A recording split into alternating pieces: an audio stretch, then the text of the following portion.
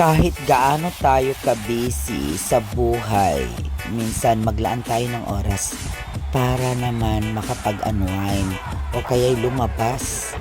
Kaya naman, kasama ko ang aking mga certified timeless Yarinatics.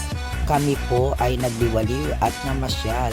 Dito lang naman po yan sa harapan ng aming bahay dito sa Robinsons Mall. At ayan, di ba? O, lakad na lang, papasok doon sa Robinsons Mall.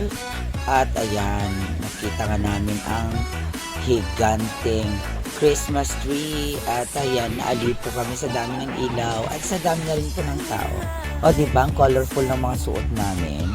O diba, they're representing of course our publication and of course the SBO. Okay, mapapansin niyo po sila po lagi ko kasama o nakikita niyo sa aking MyDay o mga vlog kasi sila po lagi ang nasa opisina ko. Sila lang naman yung mga timeless Yarinatics na magagaling o intelihente, may respeto, may takot sa Diyos at higit sa lahat, nag-aaral ng mabuti. Ayan, o diba?